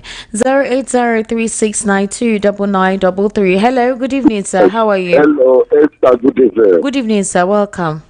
Hello, Esther. I'm happy to get you like this. Thank you so much, sir. God bless you. I'm very glad. And you see, I couldn't die. I'm very glad to hear from you like this. All right. Good evening. Thank you. You have been long when I don't try to get you, but people is too much. Sorry. What's your name, sir? What's your name? Esther, my name is Onyeze. I'm calling from Egbeda. Onyeze from Egbeda. Onyeze. I'm calling from Egbeda. The one I say, yeah, with the hair. Esther. Sir. This matter don't be small matter. As the government the praise step, now so we also the praise show. We want to get a special, make them hear from us. The same thing to government. So you can't blame anybody, Esther. Because it's anything where material go to. You understand? Yeah. So, let me tell you, because all of us here, everybody wise, as all of us breaking this road, I saw government serious for their own pattern. Forget about issue. But thank God, I get you, I hear from you, I speak for you. Thank you so much. What I want to say from Mr. P2P, Mr. P2P is a very good he's a very good man, but he made one mistake for last picture, which is, I saw you in the poster. I said, wow, the wise man sees that. He said, you are not giving shish. It's to be a fuck up for that point. But no problem. Yes, the fuck up. The poster is everywhere now. He said, we are not giving shish. I called the poster. I said, what are you talking about? People need help. Why are you saying like this? But let's forget that one. That one don't go. But now, everybody needs him now for real. Because of waiting Baba come out for. I pray, make him go, make him survive. All right, Thank you. Thank you so much. Next time when you call on radio, don't use the F word, okay? Don't use the F word. I don't use F word. You don't use F word. You use F word. I saw it. Okay. I saw it live. Okay. I saw it live. Okay. It's not F word. I saw it. All right. He said, you are not giving sister. I saw it. In the posters. I said, why? Why are you speaking like that? People need to survive. No, I'm not disputing what you said. I mean F word. I don't know whether it is media. I can't say whether it is people. But what I saw with this poster, with his face, because he's supposed to know that issue. God bless you. Good Thank night. you, Oyeze. Thank you. So, Oyeze, if you're listening to me now, I was referring to you using F word, okay? Meaning when you were describing what you were saying. So, hello, good evening, sir. How are you? Hello? Hello? Hello? All right, please call when you have a good network. Call the normal line. Your network is poor. Hello, good evening. How are you? Hi, good evening. How's everything, sir? I'm fine, sir. Welcome. What's your name, sir? My name is Mondo Kokoni. Sir? Hello? You said? Hello? I can hear you, sir. Your name is what, sir? Hello? Hello? I can hear you, sir. You said your name is what? Monday Okoko. Okay, Monday. All right, sir. Where are you calling from? I'm calling from Ikeja Cantonment. All right, sir. Please go ahead. Welcome. Please, I want to ask a question. That is a civil servant anyway. Hello? You said what? I'm a civil servant. Oh, wow. Welcome, sir. Thank you. That's good. Congratulations. I want to let you know that 70,000 they are talking about, until now they haven't paid us that money. Eh? That 70,000 they are talking about, civil servant. Jesus. Are you hearing me? Yes, sir. I'm listening. They are not yet paid that money up to date. But ESCC chairman said now they build plenty houses. Yes, madam, I'm telling you, if you are doubting me, try and ask people to come to any military hospital or army cantonment, ask the civil servant whether are they getting the money or not. No wonder. All right. Thank you very much, sir. Thank you. You see, Mr. Ekondare, could this be the very reason why there is corruption in that sector? You see, even look at it's not only in that sector, it's across the whole country. You wonder why are policemen collecting bribe on the road? They will tell you, have I been paid? How much am I paid? I have wife and children. You see so many all are across like that. Are you serious? And that's why they tell us to be telling you. Implemented the 70,000. Hey, wahala deo. Hello, good evening. How are you? Hello. Good evening. Hello. Good evening, sir. I can hear you. What's your name? My name is Ola from Ojo. Ola from Ojo. Please, Mr. Ola, yes. Go ahead. Yeah. You know, you know what? It is better to tell lies than to tell the half truth. Okay. It's better to tell lies. Okay. Than to tell the half truth. Okay. Now, what I mean is this. Now, they will be telling you they are paying the 70,000 minimum wage. Meanwhile, some parastatals they are paying. Why some are not getting it? So they just want to cause confusion, because now you hear that this one will tell you I'm collecting 77,000. This one will tell you no. So you see whatever things that start with any foundation that start with lies, with propaganda, it will surely destroy. Are you hearing me? Yeah. So okay. I pity Nigeria. It is well. Yeah. Thank you very much for calling, Mr. Ola. Thank you. Hello, good evening. Hello? How are you? Hello, Madam Esther. Good evening, sir. Welcome. Good evening. My name is Robert. All right, Robert. Where are you calling from, I please? I greet your guests. Thank you very much. And our erudite economic analyst. Mr. Shogun Shukweton. Yes. Okay. I really like that very much. All right, go ahead, sir. Esther, what I want to speak about is what happened in Anambra State. Okay. I watched that video, and I was disarrayed. Security men who were employed to fight military security, maintain law and order, were seen, nakedly or handling a lady. I want the state governor to bring those people to book. Yeah. If Soludo fail, I will lose my respect for him. He's a man I hold to help. I think this fish magnet was killed with in Anambra, right? Yes. And these guys were nowhere to be found. They were hurting innocent people. Why the real people that are killing are still were hiding? Imagine what Nigeria has done to. Let me not waste your time, my sister. Good night. Good night. Thank you very much. Thank you for calling. Hello, good evening. How are you? Hello, good evening, sir. Good evening, sir. Welcome. What's your name? Patrick is calling from Okota. Francis from Okota. Can you turn down the volume of your radio? I'm gone away from there already. All right. Thank you very much. Please go ahead, Francis. Yeah, I respect Mr. Kundayo. Okay. Good evening, my dear brother. Good evening, sir. You see, the way the country is going, some people who are in the back of APC will come and paint Mr. Obi very black and make it look as if, even if he goes to another party, he will not succeed. Because APC is sending these people to go and paint it as if he remains with the Labour, he remains with PDP and so on and so on. Mr. Kundayo has painted very, very clear.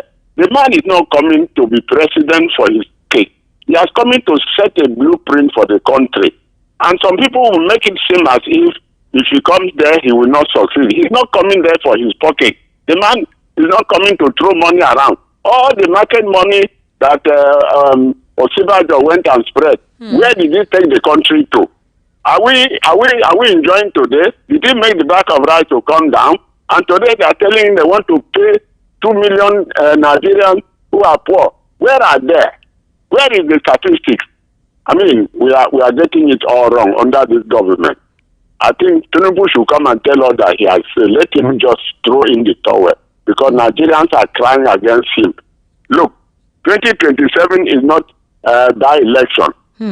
It's going to be presidential election to change the destiny of this country. Yeah. So we should stop using people saying high market. It is very unfortunate. They will have people in the corridors of power who will think that they are in heaven, and so they will remain there to rule the country forever. Very unfortunate. Much. Thank you for Mr. calling. Kondai, I respect you so much. Thank you. Thank you so much, sir, for calling. Okay, so I'm going to take a couple of messages now. Oh, wow. Okay, let me take this call. Hello, good evening. Look at if Hello? goes to another party, Hello? he will not succeed because Hello? Hello? Wow, you're listening. Good evening. What's your name, please? Hello? I can hear you, sir. What's your name? Hello? Okay, maybe you should try again. Seems your network is poor. So let me read out some messages, okay? It's time for me to do that. Oh, Esther, it's like you picked my call, please. I never knew you had picked it. I'm sorry. I need to read out messages, okay? I did pick your call. I think your network is poor as well. I did pick it, but you were not responding. Good evening, Esther and Mr. Lawal. Mr. Lawal, they've given you title of barrister. God bless VOP FM. Wisdom from Ago. I think what the man was trying to say about Peter Obi not being able to perform well if he wins under the canopy of ADC or PDP is about the power-drunk cabals within the party, not outside. And persons like Atiku would want to dictate how the government will work, but I believe Obi is wise and would not allow anyone to tell him what to do. Thank you. Esther, tell Nigerian youth it's time to react. These politicians are there to enrich themselves. If they are allowed, they will sell Nigeria before 2027 because they already know they will lose, so they're trying to loot all Nigeria's money before leaving. Your name is Cheesy. I've seen a previous message you sent. Good evening, the anchor, Engineer Ayinde Moruf, contributing from Orisumi Bare. Those so-called security guys that might handle the call member have committed a heinous crime against women dignity. But if the lady copper is actually an offender, she ought not to be stripped at all. Stripping her is crazy. Those security guys need to be prosecuted and made to pay dearly for the criminality. On the position of your guest, Mr. Segun Shokwiton, regarding the National Bureau of Statistics on Economy, I disagree with him. Please, on what ground is he discarding the current position of the NBS on inflation? What data did he work with? Let him go and work with data and come with result and tell us what his result is. But coming on radio and dismissing the government's institution's position with levity is unacceptable. On somebody saying Wike is written for a B on PDP's platform, I think that's a ruse. Anybody saying or insinuating that is just deceiving themselves or herself. Such insinuation wouldn't fly, as Wike can never wish that.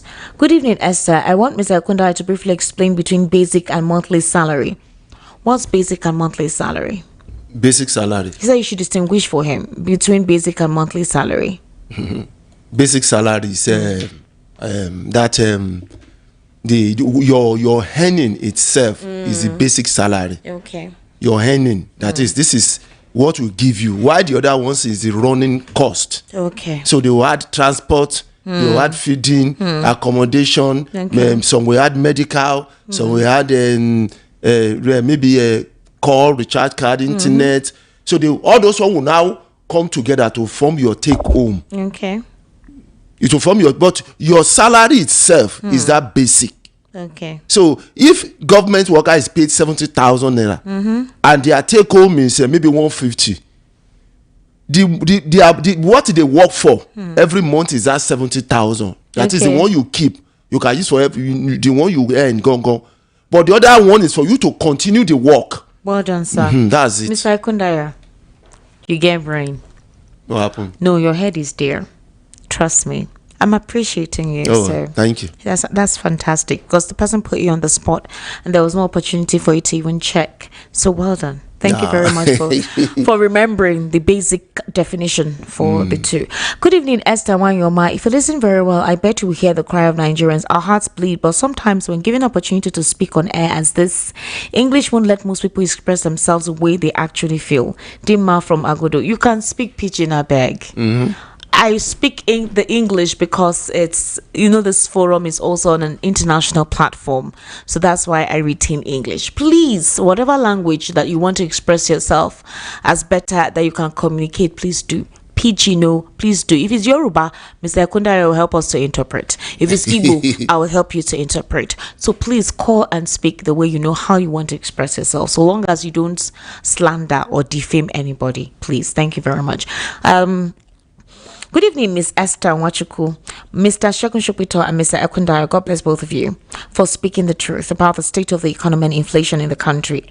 It's unfortunate that this government thrives on propaganda and deception. Their poor economic policies have severely damaged the nation. We're facing unbearable cost of living. Everything from transportation to rent has become unaffordable. Emmanuel from Lagos. For APC to win majority seats in Anambra, let's just forget about 2027. Soludo, Umahi, Uzokalo, Uzodima, Imwifuru are all openly supporting the president against their own brother. Igbo people are very funny. After they'll be shouting marginalization, church mind from Ikorodu. Esther, good evening. Your papa wants to finish our money. I'll be from Ejigbo. He's our papa. Good evening, Madam Esther Wachuku, Mr. Ekunda, Mr. Shegun and VP family. On salary increase for president and his team, this is an injustice to the poor Nigerian masses with their huge allowances and free travels, medical trips, free cars. Yet they still want to increase their salaries. Which way, Nigeria? Which way to go? Nigerians, are we ready to take back the country? The time is now. An electoral reform is the panacea. A new Nigeria is possible. Prince Samuel Ofobise Oje from Ajegunle Apapa, Lagos. Okay. All right, good evening. Okay, thank you very much. But Esther, I can see you on Facebook. How can I see you on Facebook? Esther Wachuku on Facebook. Just type Esther Wachuku. You'll see my picture. Click on it. I know there are several Esther Wachukus there, but you'll see my picture and you know that's my handle. Good evening, Esther. Good evening to you. Thank you very much. Thank you. Esther, tell Nigerian youth it's time to react. These politicians are there to enrich themselves. If they're allowed, they will sell Nigeria before 2027 because they already know they will lose. So they're trying to loot all Nigeria's money before leaving. Okay? Good evening. Good evening to you too. Good evening, Esther and the guests in the house. My name is Simon Achuba. My take on the issue is that Atiku should allow the system to rest. Atiku come in every election period to contest as an opposition is as good as working for APC. My question for Atiku is, if in 2027 Tinubu eventually wins, can't Atiku wait for the 4 years of Tinubu's second tenure in peace to recontest in 2031? And for those supporting Atiku, will soon sing the song of sorrow if Peter Obi refuses to deputize Atiku and Tinubu wins again. Okay, thank you. Good evening, Esther. Good evening to you too. My own stake is that Peter Obi should be declared the winner of the 2023 election because it has been confirmed by Al Rafai and Co. that he won the 2023 election with fact and figures, which has gone viral. On the increase of salary being proposed for political appointees, they should go and sit down. Which work are they doing, especially our PBAT, who is gallivanting around the world for nothing? Well, they wait for them for 2027. Ima from Lafenwa, Italy, Ota. Is it Italy or Italy? Italy. Thank God I got it right the first time. Good evening, Esther and Mr. Ekunda. We should flee from any party that has a semblance of Nyesom Wike. It's a booby trap meant to derail him. Wike wants to lure him in order to destroy his political career. Anaklet Abunwa from Alagbado. Good evening, Esther. Mr. Kundaya, good evening. Politicians are ready to get pay rise again. These people will suck Nigeria dry. They still want to drain and squeeze a dried cloth. Sarah Fadin from Ajao. Yes, the man saying that they, FG, have not started paying the 70,000 naira minimum wage is saying the raw truth. Even my mother that works with the Ministry of Education, FSTC, FG Unity School, keeps complaining to me that they have not started paying. Rather, they experience a lot of deductions from their salaries every month. So the man is saying the fact. Pastor Dr. M.E. Chinedoziako is my name. Mr. Lawal.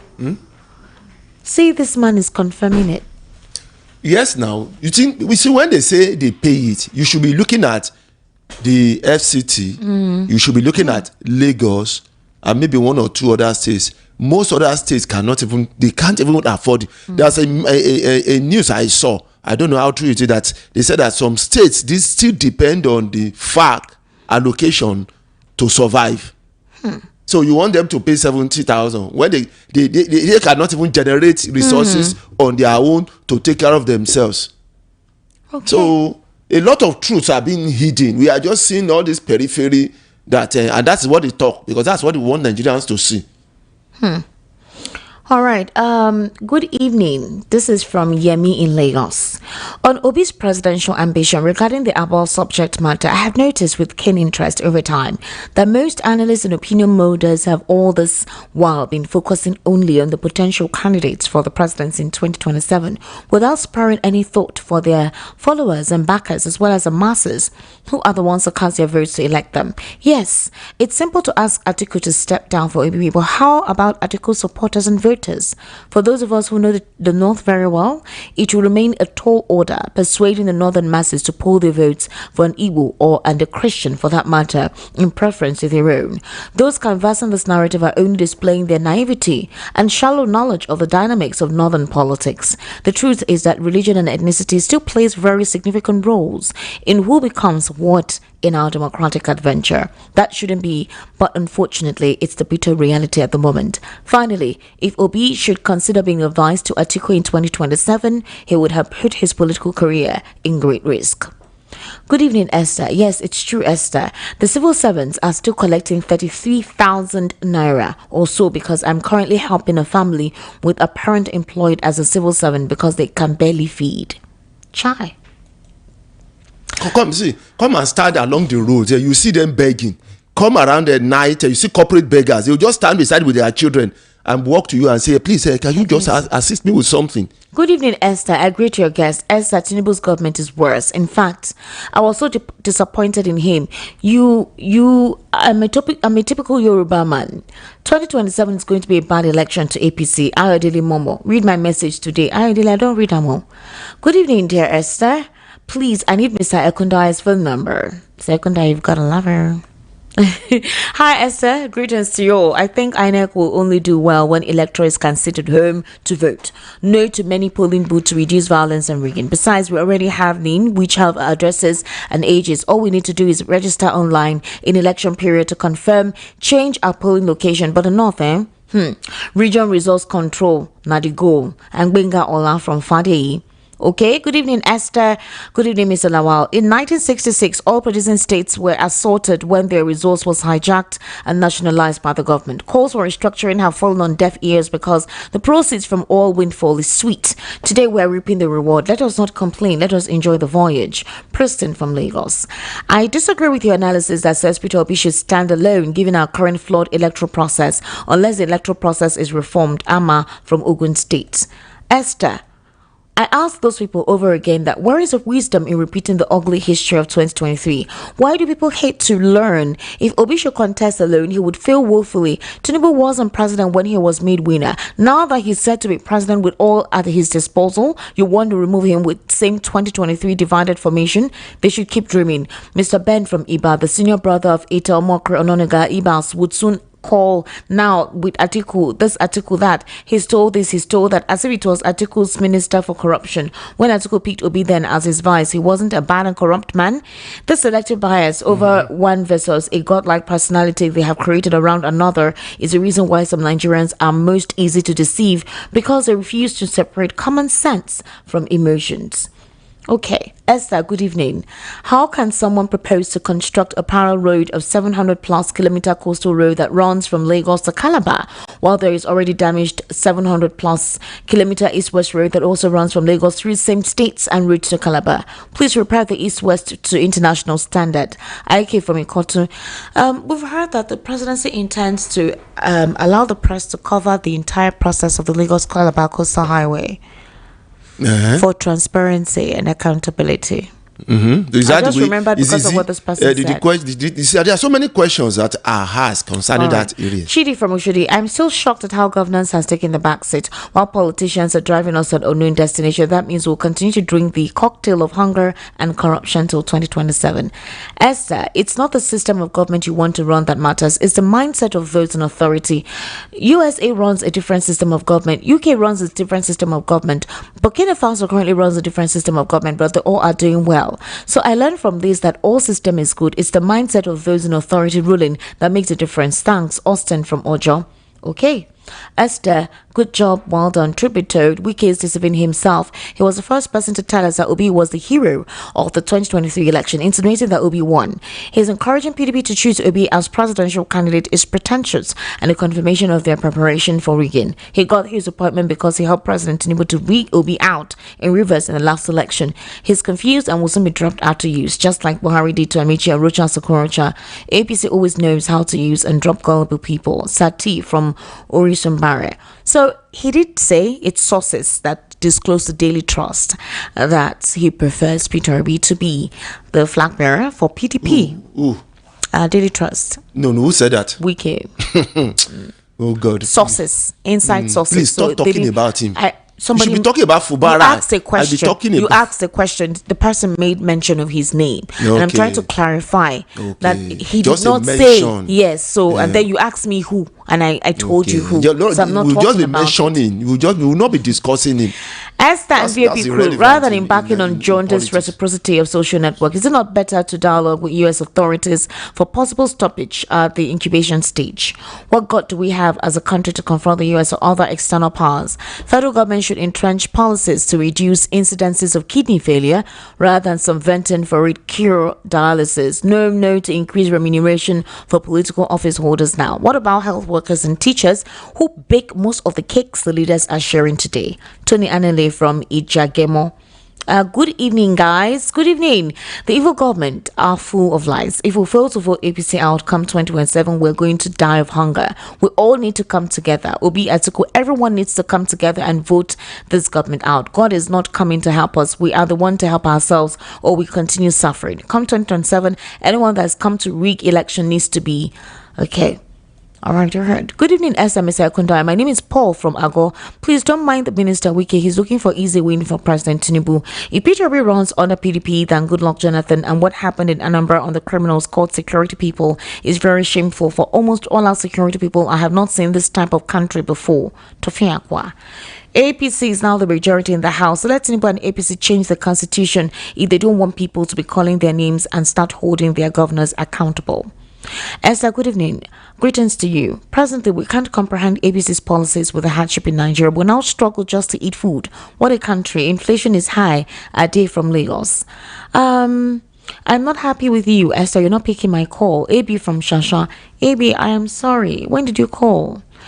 Good evening, Esther. Thank you. And our wonderful guest, Chukwu Ebuka from Agege. Peter Obi should not trust Wike, even go back to PDP. It's a setup. Esther, please help me beg Obio. Secondly, the increase of the president and other salaries is very funny, but it's sad news indeed. Truly, that was a country. Good evening, Madam Esther. Good evening to you, Mr. Ekundaya. The guest you called is being misunderstood by Mr. Ekundaya. I think the caller was trying to say if Peter Obi is elected as president under the coalition, they might want to make decisions for him, and that might be contrary to his policy. My name is Tony from Ikeja. Good evening, Esther and Mr. Lawal. Permit me to say that anyone suggesting that Peter Obi should go alone into the 2027 presidential elections is just been ridiculous. There is no candidate in the present day Nigeria that can survive alone against Bola Ahmed Tinubu in the 2027 elections. The best option for him, Obi, is to join the coalition with an open mind, and even though the obedience may differ on the suggestions for increase in the president and his minister's salary, it shows how wicked and insensitive our political leaders are to the citizens' plight. This is very annoying. Okay, Esther, which days do you usually have Mr. Shagun, and what can we do to have him more often? Even if we have to contribute money to pay him at any appearance. After he's done analyzing, there's nothing to talk about again. He's my best analyst. I personally turned my back at Obi when he mentioned that coalition. How can you mix a red to white and expect to see that white color again? Was Obi in any coalition in 2023? INEC is what we should be worried about. Okay. It came out from Ikoridu. This is what we're talking about. The president and the senators are not considering Nigeria. What they're after is their own and for themselves. If you like, let hunger kill Nigeria. It's none of their business. Nigerians, open your eye. Good evening, Esther. Your guest may not like news on Wiki, and he is entitled to that. But to refer and describe Wiki to the way he did is highly provocative and uncalled for. You may not like the man, but accord him the respect he deserves. So what I should call him daddy or what? Tell him how did I disrespect him? How? Somebody said I should comment on it, and I said I'm going to comment on it because it's irrelevant to me in the political system of Nigeria. If we want changes in this country, we shouldn't be talking about him. So why do I disrespect Esther, him? I salute your guest for brilliant analysis. Esther, when you are using a stolen property, how do you use it? But what worries me is the MBS, which ought to communicate reality to Nigerians, are the ones turning out fake data. I know from day one that this president won't perform because of the clutch of electoral guilt, but I didn't envisage this degree of failure. By the time Tinubu finishes with Nigeria, Nigerians and Nigeria, including you in the studio, will not remain the same again for life. They play. Bernard Agbo from Bernard, did they curse? Eh? Chineke God. Good evening, Uncle and Mr. Lawal. God bless Mr. Shagun Shopiton. I'm happy to know that someone else knows that Tinubu planned this all along since 2003. He has been using people and will continue to be selfish. He no send anybody, not the nation, not his party. I'm Samuel from Alimosho. Good evening, VOP crew. When I viewed the video of that incident in Anambra, I was mad. For goodness sake, are we in Banana Republic where some Nigerians treat others with disdain like animals in the bush? How did we get here? Why can't other nations treat us the way we're doing? Why can't other nations treat us the way we treat us? Heads ought to be rolling by now, but unfortunately here, after some days now, the whole razzmatazz will die down and nothing will happen to those guys. Well, we're watching as the planet is listening. Honestly, that was terrible. That video, Kai. Mr. Lawal Kundaya, please, let's wrap up. We've actually run out of time. You see, when the apparatus that is designed to keep everything fair to all in a state is biased and has degenerated, there you see other apparatuses that are selfish, self-centered, rearing their faces. See, that's where you see what happened there. You can see what happened in the Ibom Air. The same stripping of women. How does that come to that? You want to apprehend a woman, and the next thing you do is to strip her. You get? And look at this same one again. They didn't go to apprehend her. They didn't try to hold her by the hand and tie her. What they went for is that cloth. And they try to naked her and naked her. You can see the impunity. You can see the joy in really their faces. It's really sad. So that is what is happening. Okay. That's why that Ibom, I don't know what investigation they are doing on that. No matter what that girl has done. No matter what she has done. I'm talking about that Ibom Air. Yes. No matter what she has done. The hairline has already caused problem because you naked her. You tell me where in the law it is that when someone has done something wrong, the next thing you need to do before you arrest her is to naked her. All right, thank you, Mr. Lawal Kundare. Ladies and gentlemen, thank you so much for being part of the conversation this evening.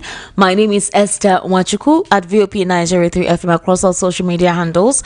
Mr. Lawal Ekundare as well on Facebook. Esther Wachuku on Facebook. Esther Nwaz on Instagram. That's ESTANWAZ.